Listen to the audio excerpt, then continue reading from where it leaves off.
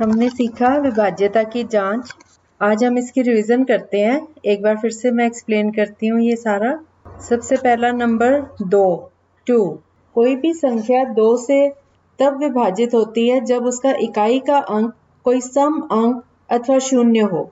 जैसे हम नंबर लेते हैं, छोटे नंबर से स्टार्ट करते हैं। जैसे हमने 16 नंबर लिया, 16 में इकाई के स्थान पे 6 है, तो इसका मतलब 16 जो है वो 2 से विभाजित हो जाएगा। इसी तरह से अगला नंबर लेते हैं 84 84 में अंत में 4 है, 4 2 से भाग हो जाता है, 2 गुना 2 4 होता है, तो 84 नंबर 2 से विभाजित हो जाएगा। ऐसे ही और एग्जाम्पल लेते हैं 18 नंबर 18 तो 18 में बाद में इकाई के स्थान पर 8 है, 8 2 से भाग हो जाता है, 2 गुना 4 8 होता है, तो 18 नंबर 2 से विभाजित हो जाएगा। फिर हम लेते हैं 32 नंबर। 32 में भी अंत वाला जो नंबर है वो 2 है, तो 32 भी 2 से विभाजित हो जाएगा। 250 नंबर, 250 में अंत में 0 है, तो ये भी इवन नंबर है, सम नंबर है, तो ये 250 भी 2 से भाग हो जाएगा। और अगर एक बड़ा नंबर लेते हैं 10,522, बेशक जितना मर्जी बड़ा नंबर हो, हमने सिर्फ इकाई वाला नंबर देखना है। इकाई पे हमारे पास 2 है, तो ये पूरा नंबर 2 से विभाजित हो जाएगा। उसके बाद हम आते हैं नंबर 3। 3 जो है, कोई भी संख्या 3 से पूर्णतया विभाजित तब होती है जब उस संख्या के अंकों का योग 3 से विभाजित होता हो। जैसे हम छोटे नंबर से लें 12 नंबर, 12 में 1 जमा 2 3, 3 को 3 से भाग करो तो 1 आ जाता है, इसका मतलब ये पूर्णतया 3 से विभाजित हो रहा है, तो 12 3 से विभाजित हो जाएगा। ऐसे ही 27 नंबर 27, ये इसको हम देखो, इसके जो अंकों का सम है 2 जमा 7 9, 9 3 से विभाजित हो जाता है, तो 27 भी 3 से विभाजित हो जाएगा। फिर 93 नंबर 93, 9 जमा 3 12, 12 को 3 से भाग करो 4, इसका मतलब 93 नंबर भी 3 से विभाजित हो जाता है। फिर हम नंबर लेते हैं 108। 108 में 1 जमा 0 जमा 8 बना 9, 9 3 से विभाजित हो जाता है, 3 गुना 3 9 होता है, तो 108 भी 3 से विभाजित हो जाएगा। फिर एक और नंबर ले लेते हैं थोड़ा सा बड़ा, 2427, 2427। इसके अंकों का जोड़ देखो, 2 जमा 4 जमा 2 जमा 7, 2 4 6 2 8 और 7 15, 15 को 3 से भाग करो तो 5 आता है, तो इसका मतलब ये पूरा नंबर 3 से विभाजित हो जाएगा। इसी तरह हम और बड़े नंबर्स को भी ऐसे ही उनका अंकों का जोड़ निकाल के उसको 3 से भाग करके देख लेंगे, उससे हमें पता चल जाएगा कि पूरा नंबर, बड़ा नंबर भी 3 से विभाजित हो रहा है। अब हम आते हैं नंबर 4। 4 के लिए कोई भी संख्या 4 से पूर्णतया विभाजित होगी जब अंतिम 2 अंकों से बनी संख्या 4 से विभाजित हो। जैसे 64, छोटा सा नंबर 64, 64 में तो है ही 2 अंक, तो 6 और 4 64, तो ये 4 से विभाजित हो रहा है। ऐसे ही 88, 88 जो है उसके दोनों अंक 4 से विभाजित हो रहे हैं। अब हम 3 अंकों वाला लेते हैं, क्योंकि ये तो पहले ही 2-2 अंकों वाले नंबर थे, हमें कैलकुलेट करके पता चल गया। जैसे 124 नंबर है, तो हम 24 जो लास्ट के 2 अंक हैं, 2 और 4, 24 को 4 से भाग करके देखेंगे, 4 गुना 6 24 होता है, तो इसका मतलब 124 पूरा नंबर 4 से विभाजित हो जाएगा। अब हम थोड़ा सा बड़ा नंबर लेंगे, इससे 3228, इसमें फिर से लास्ट के 2 अंक लेंगे, 2 8 28, 28 को 4 से भाग करेंगे तो 7, 4 गुना 7 28 होता है, तो इससे हमें पता चल गया कि पूरा नंबर 3228, ये पूरा नंबर 4 से विभाजित हो जाएगा। इसी तरह से हम और एग्जाम्पल्स ले सकते हैं, आप कोई भी नंबर आगे लेके ट्राई कर सकते हो इसको। अब हम आते हैं नंबर 5 पे। 5 के लिए तो बड़ा सिंपल है, कोई भी संख्या 5 से पूर्णतया तभी विभाजित होगी जब उसका इकाई का अंक या तो 5 हो या फिर 0 हो। जैसे हम नंबर लेते हैं 55। 55 जो है, इसके अंत में जो इकाई के स्थान पे डिजिट है, नंबर है, वो है 5, तो ये नंबर 55 जो है वो 5 से डिवाइड हो जाएगा। फिर कोई भी नंबर 90 ले लिया हमने, 90 90 में एंड में इकाई के स्थान पे 0 है, तो इसका मतलब ये नंबर भी 5 से विभाजित हो जाएगा। फिर कोई और नंबर लेते हैं 85 ले लिया, इसके भी अंत में क्योंकि 5 है तो ये भी 5 से विभाजित हो जाएगा। अगला नंबर लेते हैं 1675। अब इतने बड़े नंबर को 5 से डिवाइड करके देखो फिर पता चले, उससे अच्छा हम सिर्फ इसका इकाई का अंक देखते हैं।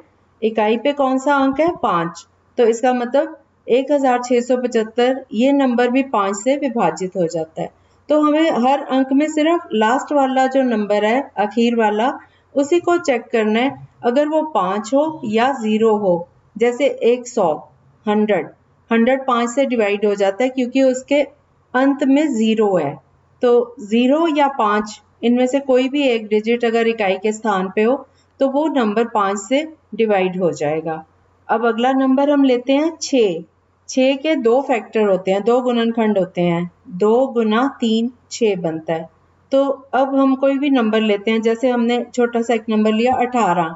18 हमें तो पता है खैर 6 गुना 3 18 होता है, लेकिन इसको चेक कैसे करेंगे? 18 के गुणनखंड बनाओ, 2 गुना 3 गुना 3, 2 गुना 3 6 हो गया, 6 गुना 3 18। अब इसके गुणनखंड हो गए 2 और 3, इसके अलावा इसका कोई और गुणनखंड नहीं बनता। ऐसे कोई नंबर देखो 30 ले लिया हमने, 30 जो नंबर है वो भी हमें पता है 6 गुना 5 30 होता है। 30 के गुणनखंड क्या बनेंगे? 2 गुना 3 गुना 5, तो इसमें 2 भी आ गया 3 भी आ गया। अगर ये इन दो 5 एक एक्स्ट्रा आया इसमें, लेकिन कोई बात नहीं, हमने तो 2 और 3 को चेक करना था। 6 2 और 3 से डिवाइड होता है। अब 6 वाला नंबर है 30, इसका मतलब 30 6 से डिवाइड हो जाएगा। ऐसे हम थोड़ा इसका बड़ा एग्जाम्पल भी ले सकते हैं। नंबर लेते हैं 108। अब 108 में इसके गुणनखंड बनेंगे 2 गुना 2 गुना 3 गुना 3 गुना 3। तो इसको भी हमने देखा कि इसके जो गुणनखंड है उसमें 2 भी आ रहा है और 3 भी आ रहा है। अगर एक एक बार भी 2 और 3 आ गए, इसका मतलब ये नंबर 6 से डिविजिबल है, 6 से विभाजित हो जाएगा। एक और नंबर ले लेते हैं 576, 576। इसके अगर हम गुणनखंड बनाते हैं तो 2 गुना 2 गुना 2 गुना 2 गुना 2 गुना 2 गुना 3 गुना 3। इसमें भी हम देखते हैं इसमें बहुत सारे 2 भी हैं और 2 बार 3 भी आया है। वाला नंबर जो है ये भी 6 से विभाजित हो जाएगा। अब हम आते हैं 7 पे। नंबर 7। अब देखो नंबर 7 की कंडीशन क्या है? कोई भी संख्या 7 से पूर्णतया विभाजित होगी जब संख्या के अंतिम अंकों को गुणा करके 2 से और फिर शेष अंकों से बनी संख्या में से घटाया जाए, तो इससे प्राप्त शेष फल 7 से भाज्य हो। इसके लास्ट वाले डिजिट को, लास्ट वाले नंबर को 2 से गुना करना है। हम छोटा सा एक नंबर लेते हैं 49। हमें पता है कि 7 गुना 7 49 होता है, 49 होता है। अब इसका जो इकाई वाला अंक है 9 है, 9 का डबल कितना हो गया? 9 गुना 2 हो गया 18। अब 18 और 4 को आपस में माइनस करना है। अब इसमें क्या है, 4 जो है वो 18 से छोटा है, तो 18 में से हम 4 को माइनस करेंगे, ये आ गया 14। 7 गुना 2 14 होता है। तो अब आपने देख लिया कि ये नंबर जो है ये 7 से विभाजित हो जाएगा। ऐसे 56 ले लेते हैं एक नंबर छोटा सा। 56 में 56 में 6 का डबल हो गया 12। 12 5 से बड़ा है, तो 12 में से 5 को माइनस किया, आया 7। 7 तो 7 से विभाजित हो ही जाता है, 7 गुना 1 7 होता है। तो इससे हमें पता चल गया कि 56 भी 7 से विभाजित हो जाएगा। ये तो थे छोटे छोटे नंबर। अब मैं थोड़ा सा बड़ा इससे नंबर लेती हूँ। हम लेते हैं 343, 343। इसमें लास्ट में क्या है? 3। 3 का डबल क्या हो गया? 3 का डबल हो गया 6। अब 34 में से 6 को माइनस किया, आ गया 28। 28 को 7 से भाग करके देखो, 7 गुना 4 28। तो हमें पता चल गया कि 343 नंबर जो है वो 7 से विभाजित हो जाता है। इसी तरह एक और नंबर ले लेते हैं 1036, 1036। अब इसमें 6 का एक डिजिट जो इकाई के स्थान पर है वो है 6। 6 का डबल करो, 6 गुना 2 12। 12 को 103 में से माइनस करो तो हमारे पास आ गया 91, 91। अब 91 जो है अभी भी थोड़ा बड़ा नंबर है, इसको आगे हम दोबारा यही ऑपरेशन लगाएंगे। एक, अब इसके इकाई के स्थान पर है एक, एक का डबल किया, एक गुना दो, दो, दो को 9 में से माइनस किया तो हमारे पास आ गया 7। अब 7 जो नंबर है वो 7 से डिवाइड हो जाता है। मुझे लगता है अब तक जितना करवाया वो समझ आ गया होगा। अब हमने बहुत सारी एग्जांपल्स ली हैं और उसके बाद हम आते हैं नंबर 8 पे। 8 का तो सिंपल है कि 8 में हमने क्या करना है, कोई भी संख्या 8 से पूर्णतया विभाजित होगी जब उसके अंतिम 3 अंकों से बनी संख्या 8 से विभाजित हो। जैसे हम एक नंबर लेते हैं 1488। अब इसमें लास्ट के 3 नंबर लेने हैं। 488, 488 को 8 से डिवाइड करेंगे तो 8 गुना 6 48 और 8 एकम 8, तो ये आ गया 61।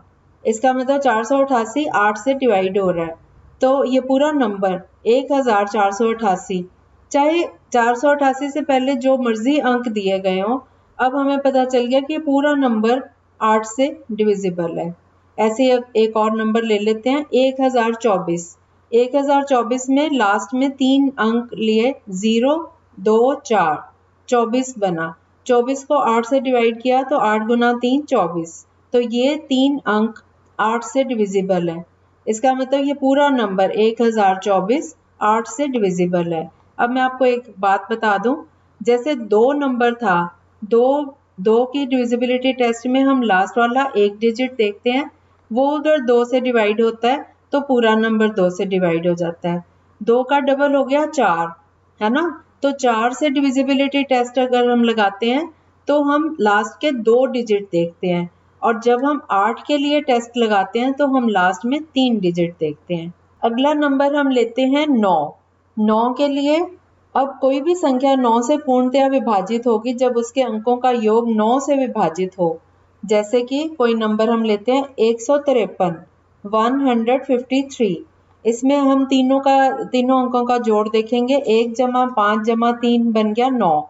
9 से डिवाइड हो जाता है, तो 153 9 से डिविजिबल है। फिर एक नंबर लेते हैं 81, 81।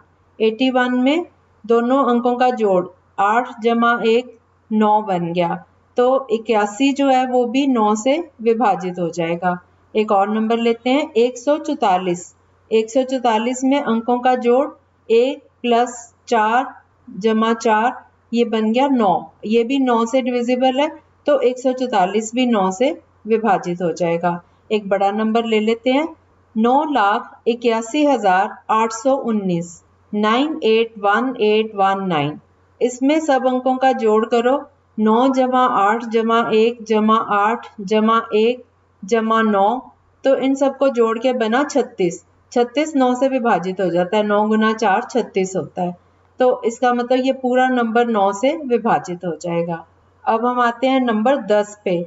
10 का तो बहुत ही सिंपल है, उसका इकाई के स्थान पर 0 होना जरूरी है। बस अगर 0 है इकाई के स्थान पर तो ये पूरा नंबर 10 से विभाजित हो जाएगा।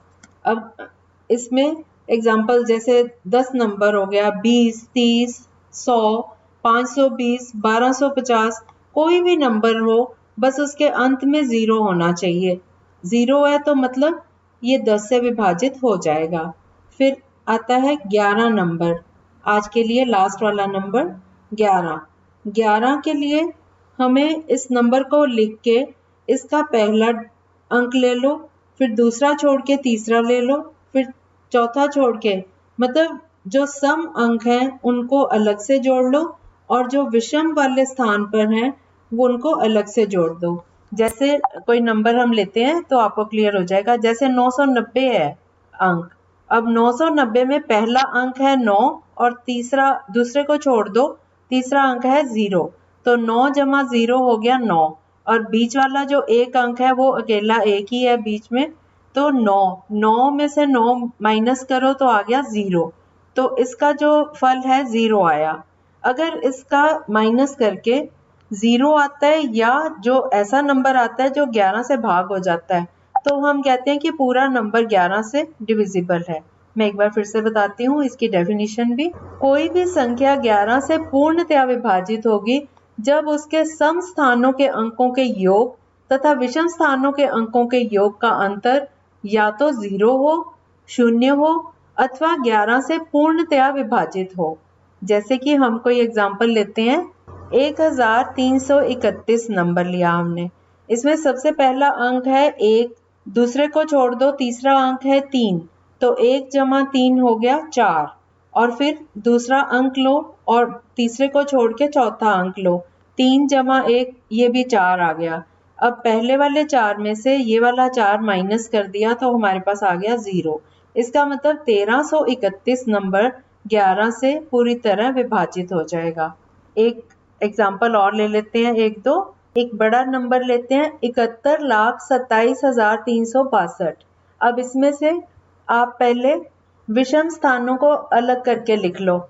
यहाँ पर विषम स्थान पे जो नंबर आ रहे हैं, 7 को छोड़ के 1 ले लो, फिर 2 को छोड़ दो 7 ले लो, फिर 3 को छोड़ के 6 ले लो, तो ये हमारे पास 3 अंक आ गए, 1, 7 और 6। इन तीनों का जोड़ है 14।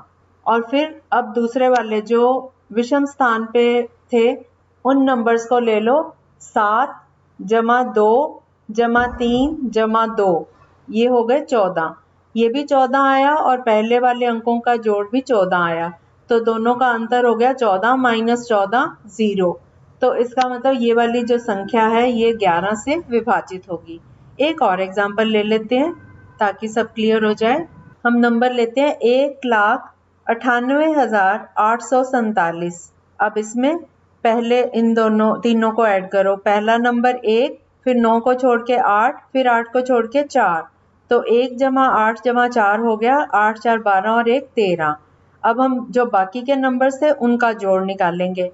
1 को छोड़ के 9 ले लो, 8 को छोड़ के 8 ले लो, 4 को छोड़ के 7 ले लो, तो हमारे पास नंबर आ गए 9 जमा 8 जमा 7, 8 7 15 और 9 24, ये 24 आ गया। अब 24 में से 13 को माइनस कर दो तो हमारे पास आ गया 11। 11 नंबर 11 से विभाजित हो जाता है, 11 गुना 1 11 सीधा ही आ गया। तो ये पूरा नंबर 1,98,847 ये नंबर 11 से विभाजित हो जाएगा।